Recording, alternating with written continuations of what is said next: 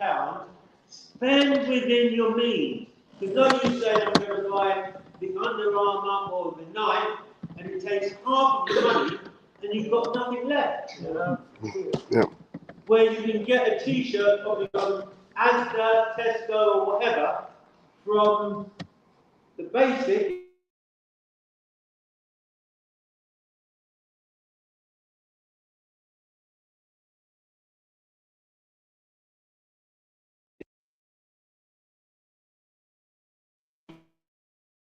Thinking about how can I get this?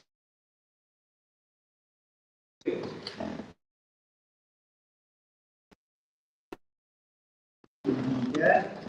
So you don't have to show everyone your T-shirt, you can keep your thing zipped up.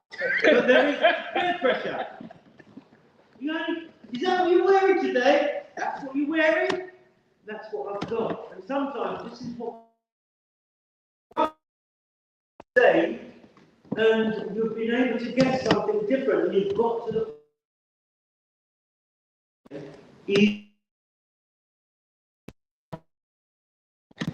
Someone goes as quick as it is otherwise spending. You don't value it. It's very easy. Yeah. If you know you've had to work hard for it, you're going to try and look after it and protect it. Yeah. Because you've worked for it. Yeah. The other thing is, what is work? Let's start with that. What is work? So, tell us what you do for a living. What makes your living? Track engineer for London Underground. Track engineer for London Underground. What depot? Okay. Track engineer. So one of the things as a track engineer, he's put in an effort. Do you do shifts? Got permanent nights. That's even worse. Permanent nights, but some people enjoy permanent nights because basically the shifts do mess up your metabolism. And permanent nights, although it's all nights, sometimes people say I can get more done on nights because when I finish, I know I finish and I can have a good rest. Tony, what about you? What were you doing previously? I was a local government officer. Working for local government. So you were working with pen and paper at the time? Yep. Okay, and then later on they transported to computers, and fairly soon they're trying to do more with AI. All I would say to young people is understand AI and know how you can use it, but make sure that if the computer goes down, you still know how to get out of trouble. The reason is, AI can do everything. It will tell you everything. Yep. And you can become so reliant on it that you won't go and do your research. You get so reliant on it, let me put it on Dr. Google. You've got the answer. In many cases, the answer's fine. However, it hasn't got all the answers because some of them are looking at different algorithms. That's Yes, right. right. That's Yeah? right. And then you've got the basic AI, and you've got the likes of Perplexity, which is the one which is a bit more detailed, and it's going deeper into what is there. So don't just rely on Google. There are other AIs which are free initially because you're not going to use it as much as a professional, but have a look, understand it, but make sure you can do it if the computer ever goes down. Because these days that's the sort of thing that could happen. So money does talk. So we're going to get back to the track engineer. So the track engineer, it's hard work, you've got to be there, you've got to do the job.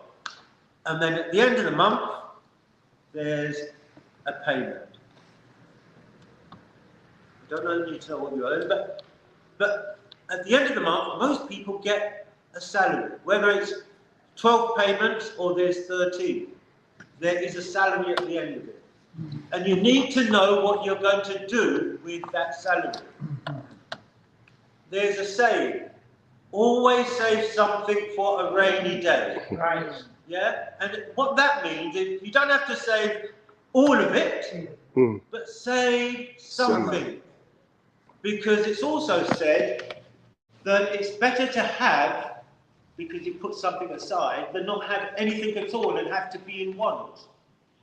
Save something. Think about what you can put aside. Save something for that rainy day, and you don't know when that rainy day will come. Or something unexpected happens. And that's from the very youngest person to the eldest. Some of you here, and we're just switching to the elder one at the moment, will be on pension or near pension. A lot of people are interested in you.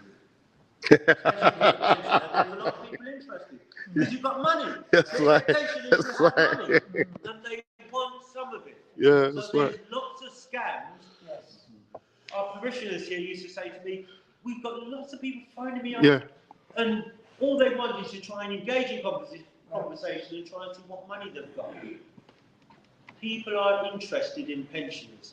And the other reason, some pensioners are probably getting a little slow, they're not up with all the modern things, and people are trying to scam them. So we have to be very careful. And the government. We'll come to taxes later. But first of all, look after your money. If you're a pensioner, look after your money. Know where your money is. Sure. And don't get anyone ringing you and saying, "I'm from the bank and I would like you to move your money from here to there." You need to validate that. Sure. And what they normally say, if someone says something like that to you, tell them you ring them back. But don't ring them back on the same phone number. Find the actual bank's number. Right. Because if you ring them back, sometimes they're still connected to your line. Correct. So you need to be very careful. People are interested in pensioners. They won't get so much our track engineer because he's out or he's sleeping and he's not answering the phone. But sometimes people will still try. And then for young people, you have people who have phoned up to say, "I am such and such, I really like you, can you get me some money?" Be careful. And then I've had one recently from a lady on one of our prayer groups, and it came through and said, "Hello, I'm in trouble and I really need some money urgently." Needs money urgently, and then it says, "Just press return and I'll send you the text with what I need." No. So you need to be very careful. There's a lot happening that if you're not in that field, you won't be aware of. So be very careful. Going back to money. We haven't got to inheritance tax yet, but going back to money, the government does charge or put a fee to help with the administration. And it's no different to biblical times. Zacchaeus was a tax collector. And the whole idea, Zacchaeus was collecting taxes for the Romans. But as you know, it was one for the Romans and possibly one for him as well. So that's why people hated him. People dislike tax collectors or dislike paying tax because sometimes it's a heavy burden. You have to pay your taxes. So I'm not going to say find a way of not doing it. You have to pay your taxes. And then when we come to the likes of inheritance tax, where people are saying, how can I ensure that I leave my house, my possessions to those who I want? And that's where, if you want to deal with that, you have to get professional help. Either from someone you trust who works in the banking field, who will tell you all about it, or a solicitor. But be very careful, because everyone wants a slice of the cake. Inheritance tax is one of the big ones, because if you just have one child, and everything is going to the one child, and it's over that golden amount, then there's something to pay to the government. If you have 2 children or 3 children, it is split between them. Well, if you split it, because you may decide you don't want to, but if you split it, it's split between the children, and it brings down the amount that each person will have. Sadly, I had a friend who died in the early part of this year, and he used to work for the railway, and he was okay, He was single, but he had 2 children, but he also had 2 houses. Yeah? So the inheritance tax came and the children know. They worked, they had to work on it, they had to sell one, maintain the other. Because that's inheritance tax. Yeah? So we have to look at what we have and get the relevant advice. The other thing is with money, those, and you don't know when we're going to die, we leave it to the Lord. Things like wills should be up to date. And make sure that what you request is stated correctly. It's not because you're being morbid, it's because if something happens, your desire is very clear. Sure. And that is very, very important, no matter what age, because you can always update them, there's no problem with updating them, but you do need to make sure you have a will and you let your wishes be known. Quick question. The inheritance tax, I think there is a way to make sure that the government don't teeth on your money when you pass. You mentioned if you give it to a child, the government gets a portion, but isn't there a way around that? I think there is, I just can't remember what it is. One is to put, if it's property, you put the property into a trust. Yeah, that's it. And it has to be in the trust for 7 years to make sure that it doesn't attract inheritance fees. That's But then the problem is, if you're a young man, 7 years pass, the property goes over to the person who is in trust. And some people say, because you'll speak about it in men's little group and chat, I'm not going to do that now because my son kicked me out. It's here. True. These are all risks, but it's only when men get together will they speak about those sort of things. But it is a risk. right. And that's why you just need to have the relevant advice. The will generally deal with most things, but if you've got things squirreled away here, there, and everywhere, it's when the person dies that it starts to be gathered. Because the other thing is, these days, the government have got eyes on everything, because you've all been told to put all your money in the bank. Everything that's there is accessible. It's not hidden. When people used to keep it under the bed or in the suitcase, no one could see it. And I'm not telling you to do that. And the other thing is, the government recently have sort of encouraged that if anyone who's fairly up in age wishes to withdraw a lot of money, Yeah, you have you've got to stop it. The banks have to stop it. Yeah. They encourage you not to take it. Yeah, Right. true. Why? Okay. Because their rule is because of scams. If you let people take a lot of money out, it could be a scam and they lose it. But the other thing is that you can see where it is. Because the idea is, how many of you don't pay with by tap and touch, tap and go? Is everyone using tap and go? How convenient, isn't it? Yeah, But it's visible. it's visible. You can keep tabs. Computer system, it's visible. That's right. Not that everyone can see it, but it is visible. Yeah. And the reason they don't like people paying cash, because what they say, you could be paying cash and they can't see where the money is going. That's right. It disappears. Sure. You've drawn out, say you've drawn out £200 today, no one sees where your money goes. But every tap. Sorry for cutting. And that your business will be what you do. At the moment, we don't know what the long-term plan is. Yeah, but at the same time, we're using cash. So, younger people that are committing the crime. So, don't get me wrong, I understand what you're saying, but the other people that are committing the crime are also using cash because there's no way to track them. And then sort of when police are doing like their drug raids and so forth, they're looking for cash. They're looking for cash. And sometimes when people are taking suitcases out, they've got dogs that are smelling for cash to see if people are taking it. Yeah? Plus remember, all suitcases are actually scanned, not just the one that you go through the thing. The other one's going through the back into the hole is being scanned as well. Yeah. So when people think that no one sees me when I put all this money in and hide it away, someone's seen it, It's, the only thing is, it depends on the amount. If it's small, they're not going to worry. But if it's a large amount, someone will stop you when you get to the other end and ask you, what is all that money for? Your own money. Yeah, so I actually, my mum and I actually work in pension.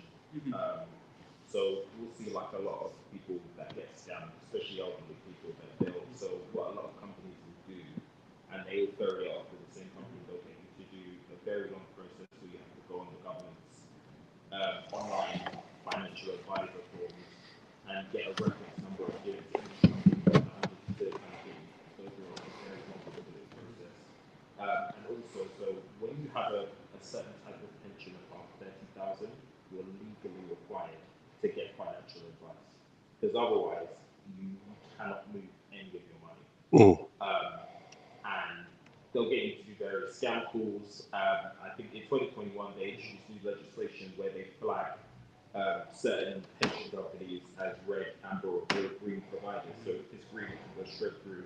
If it's amber, you need to go through a process with the company in order to green light the transfer. And if it's red, obviously they'll advise completely against it. So there are a lot of people that especially typically when you have a certain amount of money. Yeah, most financial advisors are going to tell you not to move your money at all. Okay. Any other questions, any other points? Because what we've done, we've gone from the dinner money savings that you get, which I'm really saying, save something, it doesn't matter, save something. Set up a bank account. If you've got a bank account now, later on it's easier because you've already got an account and you can get a second account. Save something now. And the other thing is, if you can put it into a savings scheme where at least you're getting some interest. I know these days it's very small. Right. At least it does grow a bit, because if you say, what would I buy with £10 10 years ago, what I can buy with £10 today, it's actually less.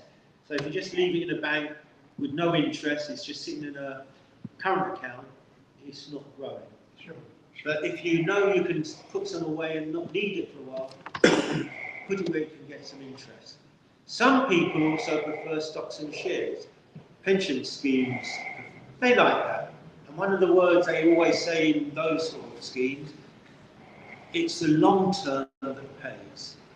So some people like to say, this one is going up today, this one is down, I'll buy that at the right price, and then they keep shipping. What they say is, long term in the scheme is better than jumping around, because jumping around it's very risky, but there is more risk. And for people retiring, they normally say, by the time you get near to the age of your prospective retirement, the best thing is we'll put your money into a less risky pot so that you can guarantee roughly what you're getting at the end. You've got medium risk and then you've got high risk. Like when Trump first came in, everyone seemed to be happy, and the shares in America, the prices, wow, everyone saying America was a good place. And then sanctions came in. America isn't so good in after all, because the shares started to drop in price. And it's just the way things move. And it could be that, like the BBC, this thing that they're going to be sued by Trump, that will be teetering the stock market. Sure. But that's, money works. But if you've got money, look after it. Try and save something. And that's the only advice we give you. Try and save something. And those who have the pensions, remember, others are trying to get your money, and the government has got its eye on it as well. Because their bit, ideally, is when you put it all together, that's where the inheritance tax may also come into it. So all I was meant to do is just give you a warm-up on finance, because it's such a wide sphere. But the main thing is just to get you thinking, look after your money. Be aware of those sweet calls that you get that ask you to do this and that, and make sure you know what you're doing. Very interesting.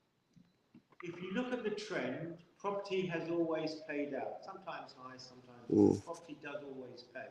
And that's why people still say invest in property. Part of the reason is because everyone needs somewhere to live. That's the main thing. Everyone needs somewhere to live. Yeah. The other problem is, where are you going to invest? That's right. Because many people, like those who have grown up in and around Harlesden, will find that they won't be able to buy a property in Harlesden. Yeah. So what many people from Harlesden have done, from what I've noticed, they've moved from Harlesden to Luton. So they get a much better property, but you're travelling in. Yeah. Or they move from Luton to Bedford. So people gradually migrate out. That's right. And that's where it then has its benefits. So a friend of mine, he said that his son is buying a property up north near Newcastle. I said, why Newcastle? It's cheaper and he can afford to buy it. Whereas if he's trying to buy something around here, so it's the long and the short answer is if you can, but you do need to have some collateral to buy. If you're going to invest in property, if you're going to buy something that's dilapidated, I don't know if any of you watch Homes Under the Hammer. Yeah. It's worth watching if you're thinking of, only from the perspective you see people's thought process. And the thought process is, I'm buying it near a university because then I'm going to rent it. Or I'm going to buy it because I want to live in it long term and this is the money I'm going to spend to do it up. Many of those people have builders and other tradesmen who they can call on. If you're doing it and you've got no one, there's a learning curve. Yeah. And that's where it starts. You can start with one and say, oh, that's gone well. But then when you're ready for two, remember you've got to get the money in from somewhere. If you already spent it all, where are you getting it from? So that's why people generally move in further out to get the property in like Manchester and places like that, although they live in this end, because they know they can then buy it and it's then available for them later on, if all goes well. Because it could go badly, you might end up getting a squatter in there, or those who are in there don't want to leave. The law is just changing, which is about, if you want to give someone notice, it's not just about giving 2 months notice. Yeah. You've got to make sure that you either need it for yourself, because it's your property you need for yourself, or it's church property and you need it because there's a minister going in. So you've got to be very clear, because the person can say, I'm not leaving. Yeah. And it's a big, long wangle. So there's pros and cons. Everything is life is pros and cons. And it's what you do and how you do it. Brilliant. Yeah. It may not give squatters more rights, I believe. So it's much more difficult to get a squatter right. Or not just a squatter, person who's living in their house and want to pay rent.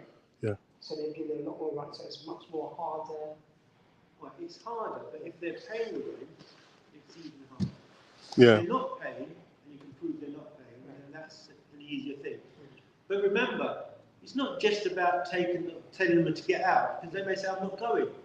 And then you've got to take them to court. Cool. That cost as well. That's it. There's a cost. And it's not their cost, it's your cost, because you want the property back.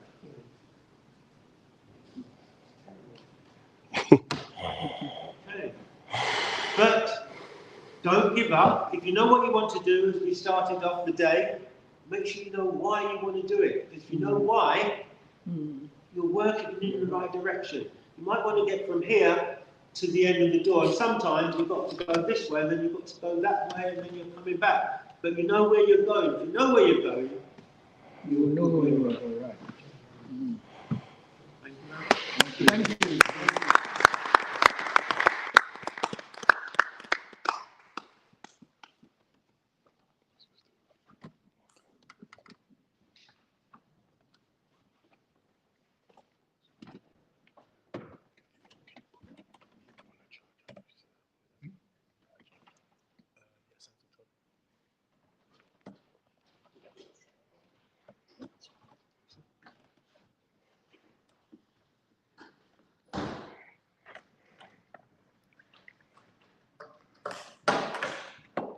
Oops. Good catch. Tell us to play cricket. Praise the Lord, everyone. Amen. We're almost there at the end. Amen. So, thank God. I just want to say thank God for all the facilitators who has gone past. So, Bishop Kevin, you really captured me with the nutrition, because I'm always wondering about. I used to have a six-pack like you. Now I've got one big pack.